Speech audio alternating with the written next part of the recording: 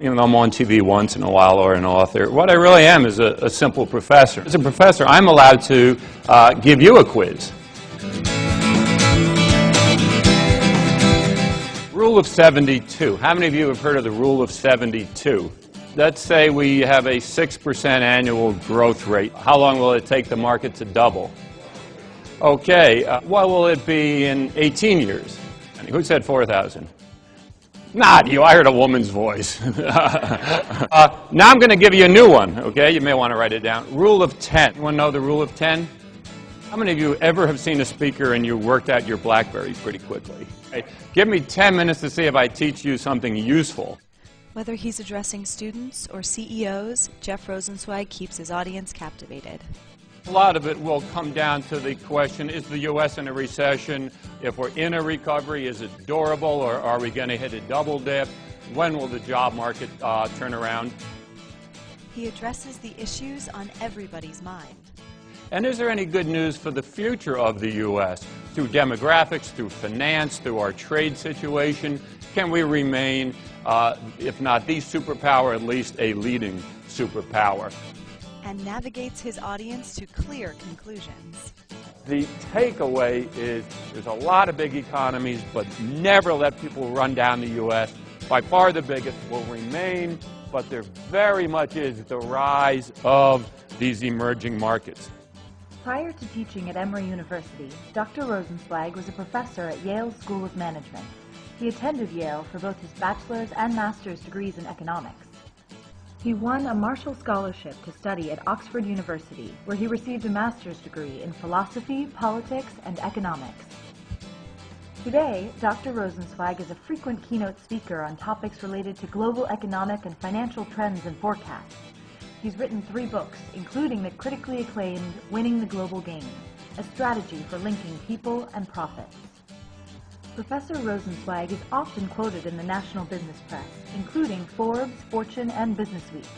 He has appeared nationally on ABC World News Tonight and Good Morning America, NBC's Today Show, NBC Nightly News and Nightline, Bloomberg TV, and he is a frequent economic commentator for CNN. He explains the economic trends that matter to your business. How many of you are impacted by exchange rates one way or another? Either by foreign competition or facing the threat of offshoring, or you earn revenues in more than the U.S. So if you earn revenues somewhere else, it's like, what are those things worth, those pesos or euro or something, in terms of U.S. dollar? Well, those of you who are somewhat impacted by exchange rates, how many of you work for companies that do something outside of the U.S., either produce or sell? And why your business matters to the economy. Let's say you were running your business, or you're thinking of starting a business. Most businesses are started in this country by women, for instance. If they are only hearing how bad things are going to get, why would they start a business? Well, how the global landscape is changing. You know, one of the themes today, and one of my themes, is emerging markets really are emerging. You know, we used to call them basket cases. And you might think, that's not very nice. Or banana republics. So after a while we call them developing nations. And I always wondered, is that a euphemism? You know, a way to say something that sounds nicer. Well, it actually isn't. There's a lot of truth to it, and we're beginning to see that. And we'll see it throughout my talk. On the other hand, don't forget that the U.S. is by far the biggest and most powerful market, which is why there's still so much investment coming into the U.S. And why you need to understand these changes. First is why many of you are interested in China or India. They're not the second largest or the first largest economies now, but they have that fast growth, which will continue, so that one day China will be second, and as you know, everyone talks about, will pass the U.S. Now, before we get too jumpy about that, it'll take longer than some people think, because China has some growing pains. You don't just grow on these exponential curves forever. He brings up thought-provoking issues relevant to every organization. Something of particular concern to me is gender equity. But particularly, firms have to think about, I believe, the life cycle of, for instance, a woman. Does she have the same opportunities? Does she have the same expectations placed upon her as a man who maybe enters a firm? And does she have enough role models? And as universities, we have to think about that.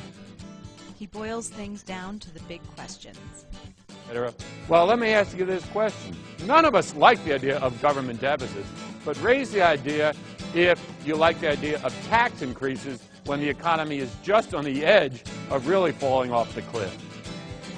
How many of you would even think maybe business, small businesses, for instance, entrepreneurs, maybe good people who got downsized through no fault of their own, who think, I got to do something, I'll try to start a business.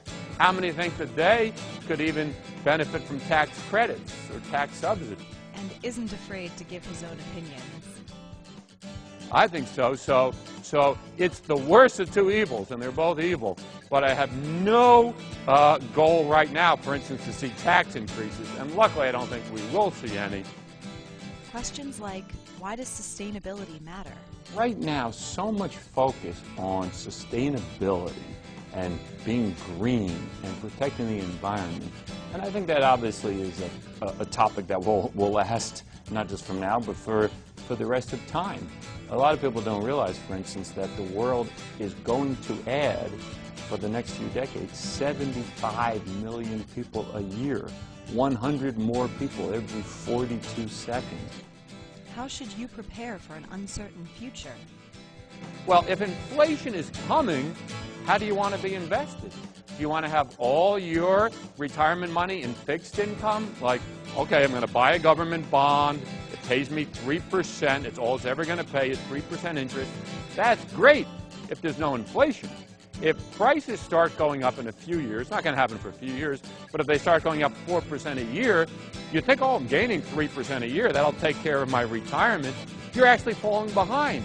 You're gaining 3% a year interest, but the prices are going up 4%. Amidst the media hype, he brings realistic hope. Well, what about the credit markets? I mean, are we starting to see them thaw at all? They are thawing. The interest rate now that banks lend to each other has come down dramatically. Right. And if they'll lend to each other, they'll get money when they need some. Let's say they have some big borrowers who need some money. That is the first sign of thawing. It is true that the Federal Reserve has done a good job of throwing enough money into the banking system to get it to thaw. And that's why we see bank profits going up, for instance. Sure. There's some action again for the banks. Jeff Rosensweig's original content, specifically tailored to our audience, was absolutely on point. His engaging and entertaining manner makes him an ideal speaker for sophisticated business audiences like ours. His global perspective, whether speaking to our board of directors or the entire convention delegation of more than 2,200, is always rich in substance. Matthew Shea, President, International Franchise Association. His content-focused approach and respect for his audience distinguishes him in a variety of ways. Whether speaking at our UPS Management Conference or to students at the Delta State International Symposium, we can always count on him to give an intelligent and enthusiastic message, particularly on global issues. David Abney, Chief Operating Officer, UPS. He believes an engaged audience is the speaker's responsibility. You know, there wasn't a single BlackBerry, which really impresses me. I think you are ready to compete, you know, and just do your very best. And I do feel the world you're in because I feel it in my own students, you know, so don't ever think it's you either if things are very tough. We live in tough times. Thank you very much.